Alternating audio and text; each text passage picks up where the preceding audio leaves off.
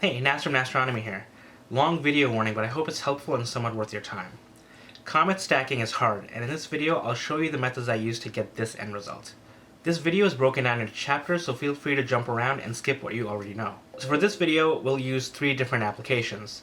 First we'll use Siril, Starnet++, and then Photoshop. Siril will only work on calibrated lights, so I'll cover that as well in this video for completeness. Once we have that done, we'll use Siril to stack our images twice.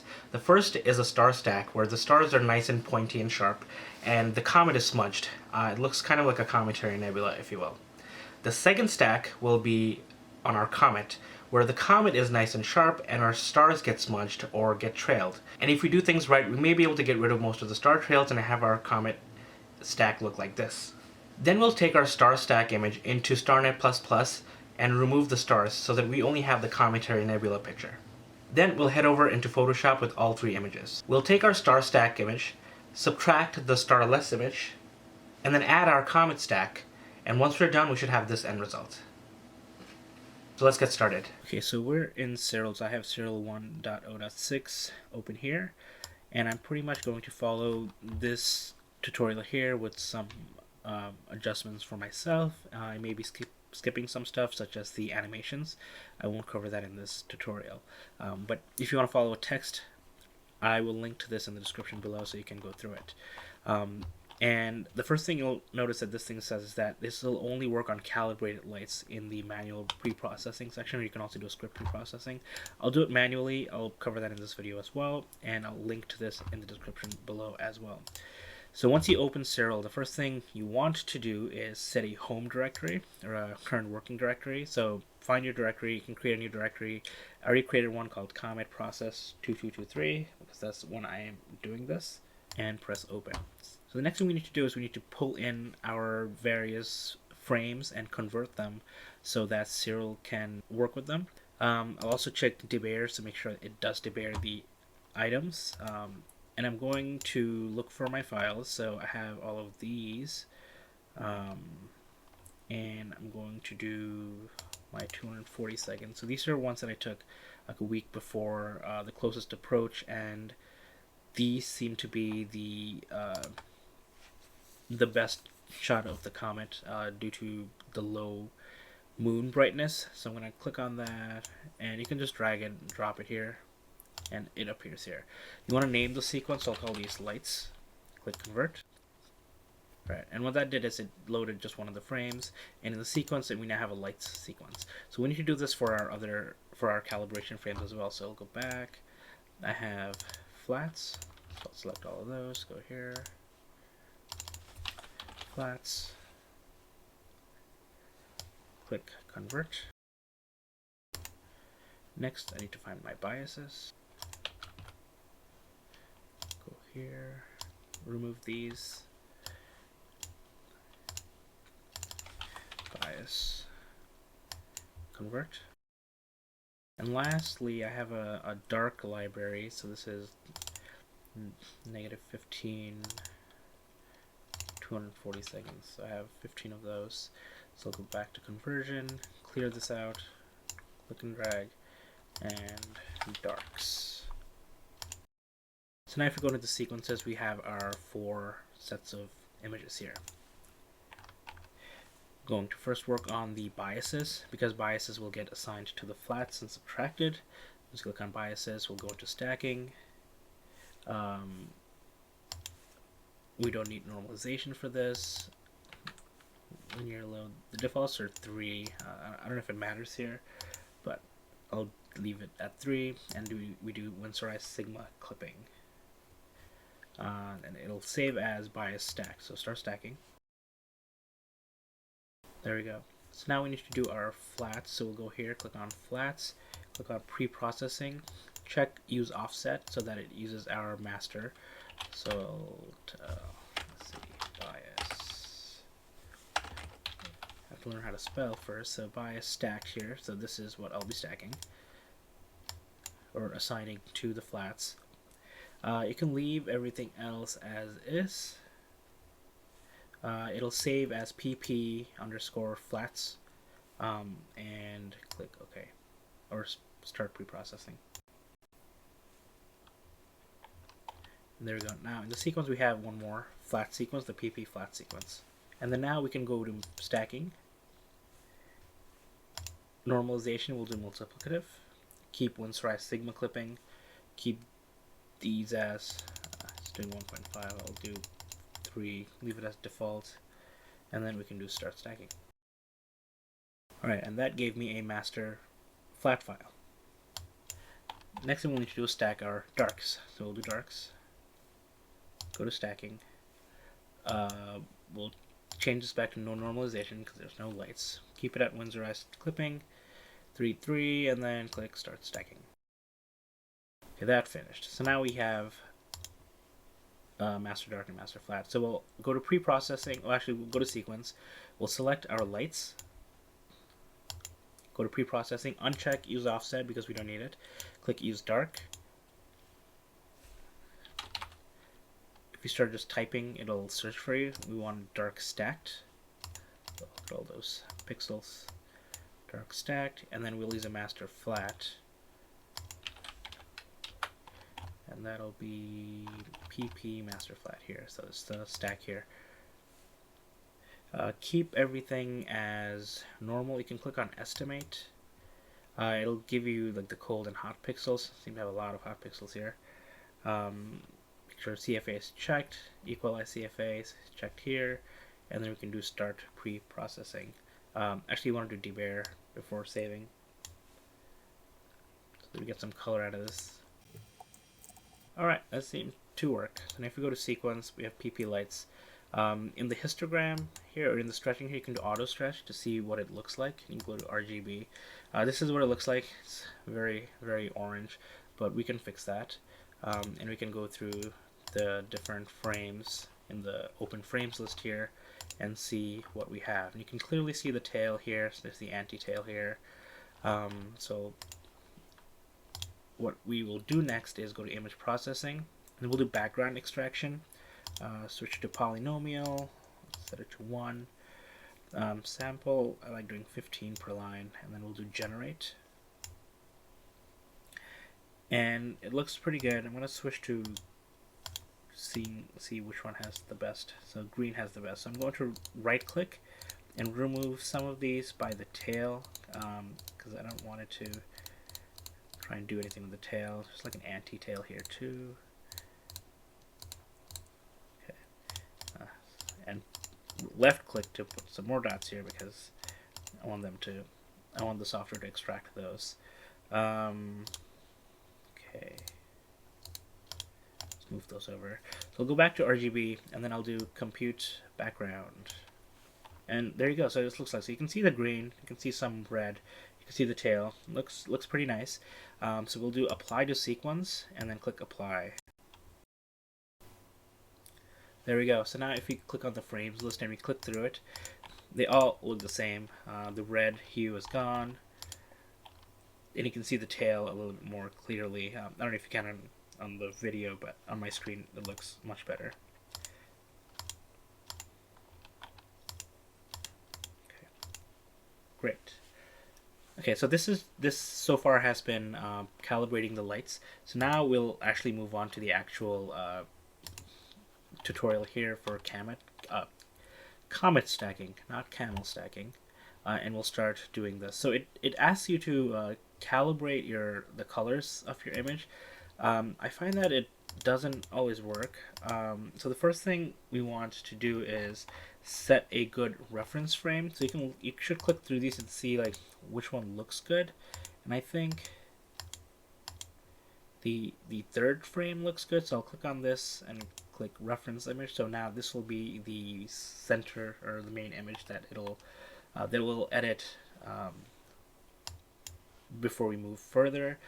And the tutorial is asking us to do the calibrate color. We can't do this here, so we have to first see, it's grayed out. So we have to first open this file. So we'll look for the BKG. I picked the third one, right? So we'll open that. So this is what it looks like on auto stretch. And then we can do color calibration and photometric color calibration. You'd have to look up these values if your setup didn't automatically get them, but my fits file does have the metadata, so I can click on get metadata and it fills them, which is super nice for me. And then I will press OK. So what this will do is it'll plate solve and try and grab the colors. It flipped the comet, and and this is what it came up with. And you'll see that it turned into like a teal color. The comet became more white because the stars in the background became more white. And I don't know about you, but I don't like it. It doesn't look natural. I don't think the photometric color calibration is doing what I want it to do. So I'm just going to close this and click undo. I'm not going to save it. I'm just going to leave it like this because I do want the green. I want the colors of the comet to come through, and I think the background stars look fine as they are. So I'll leave that. Go back to sequence. We'll open our BKG PP lights sequence. We want to make sure our third frame is selected. You should click through and see which one works best for you. And then we'll go into registration. And we want to make sure not do a comet align yet. We're going to do a global star alignment. So this will create a static star field, and the comet will get smudged. And we can remove that through Starnet++ in a little bit. So we'll see just the stars stacked. Once this is done, don't think I need to do anything else here. I click on Go Register. There we go. So now all the frames have been registered. If you go back to sequence and you click on Open Frames List, oftentimes it'll switch the reference image to whichever has the best value here. And you can see that it's 2.957 and the one I had was 2.997. It's not that far off. Because we didn't do any color calibration, it's okay to leave this as is, or you can just select what you had before, make it the reference image, and then we can start stacking.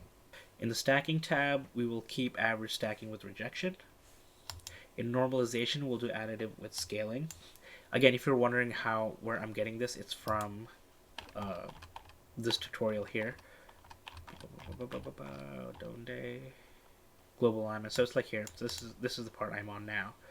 So we'll go back here. So I'm doing Windsor Sigma clipping, Sigma low. This is what I'm going to change a little bit. Set that as that, and I'm going to change this to star only stacked. I'll click. Alright, there we go. So again, the changes I made was I put the Sigma low and Sigma high back to the default 3, and then I changed the name to stars only stacked so that I know exactly what I'm looking for later on. Okay, so now we're going to go back to sequence, make sure our registered lights are selected. I'll click on Open Frame List, so make sure that our frame is still selected. Click Registration, and instead of Global Star, we're going to do Comet alignment.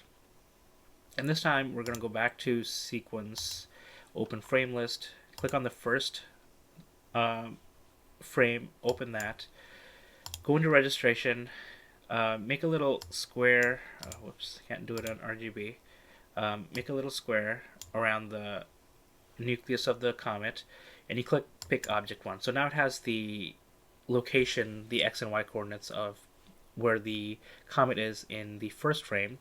Go back to Sequence, Open Frames List, go to the very last one, let's close this, go to Registration, create another box here, get the nucleus, and you click Pick Object 2, and it has the new location. And it has the delta X and delta Y variables here, and it tells you exactly which way it moved, how fast, etc.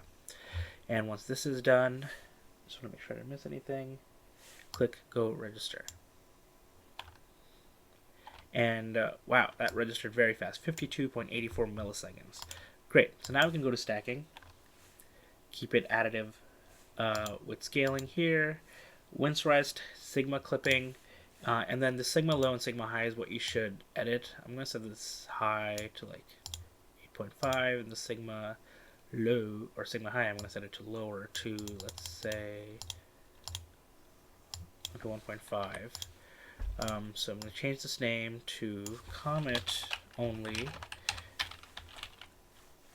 8215. 0.5. So this is the sigma, just so if I need to do more, I can.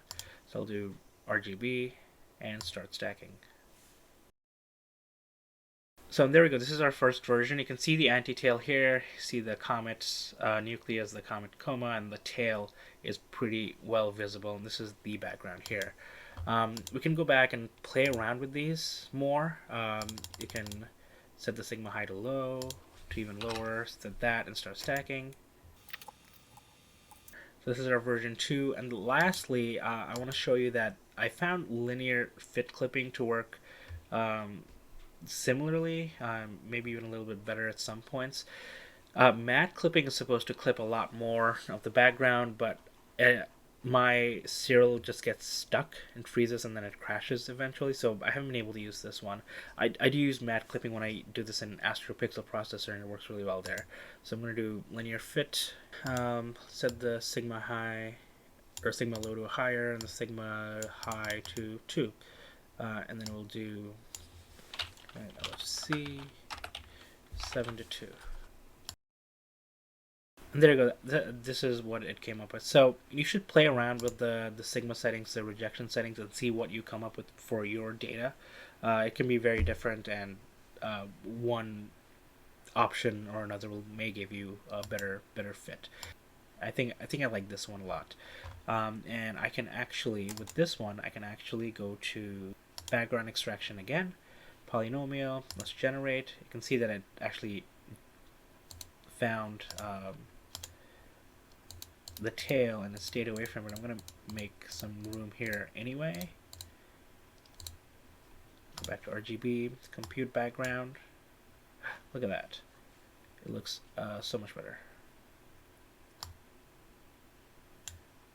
There we go. We'll have to crop this out later, and I'll do that as well.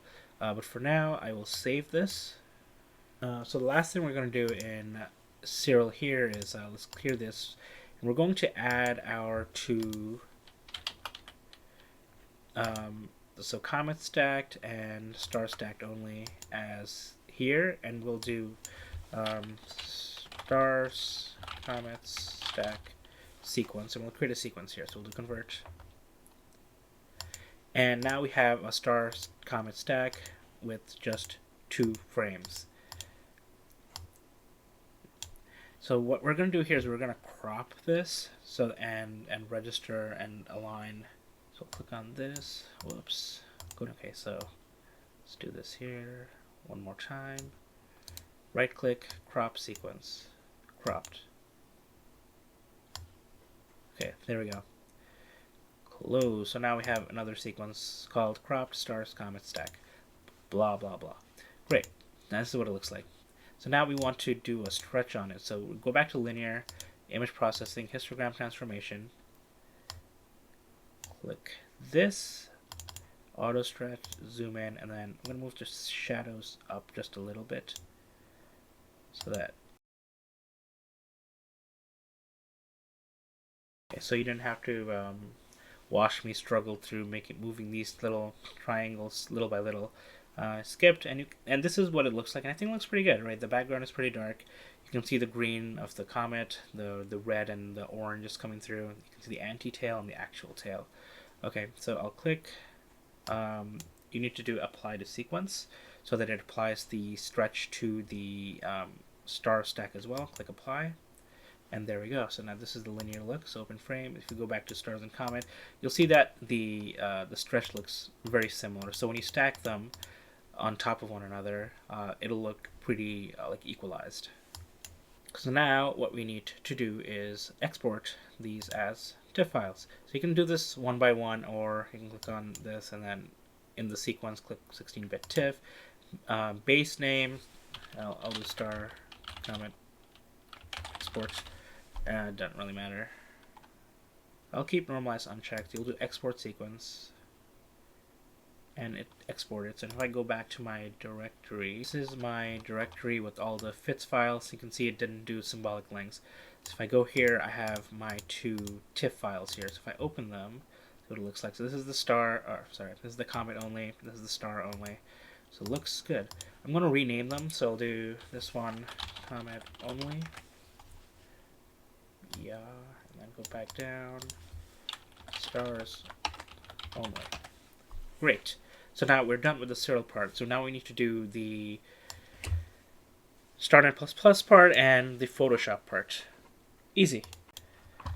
So now that we have our stars and comets files separated, we want to remove the stars from the star full images, and we'll have just the little blob of a comet, which we'll then subtract from the stars only file in Photoshop, and some magic will happen. So to do this, we need Starnet++. So you can download it from starnetastro.com. If you go to the downloads, they have GUI just for Windows, and have CLIs for Windows Macs and Linux systems. So once you download it, you will have both. It depends on whichever you're comfortable with. So I'll just use the GUI because it's easier to just show you how it runs. So I'm just going to run Starnet GUI. Alright, so this came on, and the only two options you have are the input file and the output file. So my input file is going to be in this directory here. So I'm browse. I'm just going to go into my directory here, and I have two options. So comet only and star only, and this is the one I want to select. It'll only work on TIFFs, I believe, and certain TIFFs. And I'm going to do stars only, starless. So that's going to be the output. If you put the same name, it'll override, and we don't want to do that. So you click on Run. And what this actually does is it'll actually run Starnet++ in the CLI. So the GUI just makes it easier to run the CLI without having to know the command. So this is going to take 30 seconds or so, and then it'll be finished. Alright, so that completed, and if you look at my file explorer here, stars only starless.tiff came up. So when you click on it, when you open it, you'll see that it's just the blob of Comet, and if I go back, you'll see that all the stars are no longer there, which is pretty cool. Okay, so now we're going to open this in Photoshop. So I'll move Photoshop here. There you can see that my life over the past week or so has been all comets. So I'm just going to open both of these. I'm actually going to open all three of them, including the comet. So click it open. Comet process. So I open the starry one, and I'll open the starless one in a new tab. And I'm going to go up here, find my comet only, and open that in a new tab. Okay. Cool. Got this. Info. Wrong one. There we go. Okay. So now I have my layers. Come on. Okay, so first thing I'm going to do is I'm going to just convert all of them from background to layer. And then here, background, or layer from background. Okay, now we have this. And then we'll click on Image, Apply Image. And we're going to select our source as not the stars only, but the starless TIFF file. And we'll select the blending from multiply to subtract. And you see how the background kind of just blended out and the comet disappears. So if you click on preview and on preview, you can see the difference. So it removed everything that's not the stars because starless doesn't have any stars. We'll click OK. So now this is our new starry version, and there is no hint of the comet blob that we saw just a few seconds ago. So that's the power of Starnet++ with Photoshop Apply Image. Now we want to bring in the comet as well. So we're going to go back. We're going to stay here. We're going to do Apply Image again. And we're going to select our comet only. But of course we don't want to subtract. We want to use one of the other blending options. We're going to choose one from these things. And I think you should just play around with these options and see which one looks better for you. I've been having more luck with lighter color. Usually linear dodge would get you really good results, or screen. But you can just play around with it. You can hover over it and see what they give you. If you don't want any of the, you can do add too, but it just makes it a little bit brighter. And this keeps the contrast alive. So you can click on this and you can click preview and see the difference. And I think this looks pretty good. So I'll keep it as lighter color, but again, you play with it and then press OK. So now we have one layer. This is a static image, static background, and the comet. And we can take it a little bit further by doing like filter. We can do camera raw filter, and we can mess with the the raw settings a little bit more, just to make things pop a little bit. So you can increase the contrast a little bit. If you increase the contrast all the way, you can see the tail. It's very visible, and it's great. You can see the anti-tail here too, which I recently learned is just an illusion. You know, play clip Job saying it's an illusion, Michael.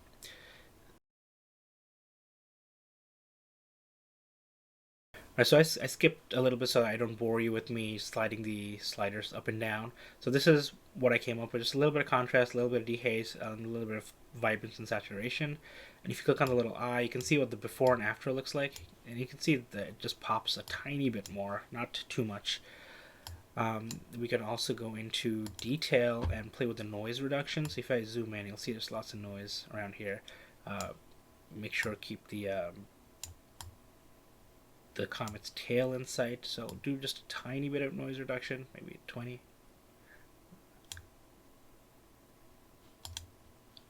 And then you can see before and after. Just looks a little bit smoother. Nothing too big. If you have lots of color noise, you can play with that too. In color mixer, you can play a little bit with the luminance to make it glow a little bit more. So like the green, you know, you can play with it. So.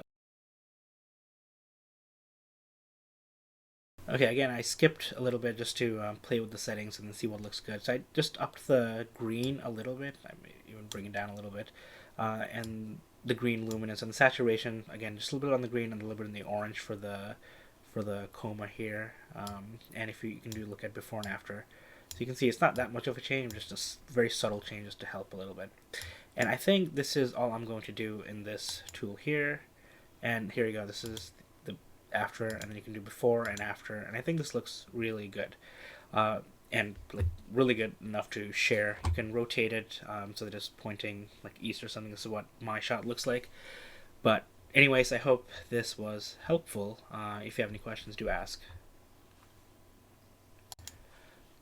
And before I end the Photoshop piece, the last things you can try and do is do some adjustments. So if you add like a new curves layer, you can play with this and then see what looks good. So, you know, bring it down a little bit, do a tiny bit of an S-curve.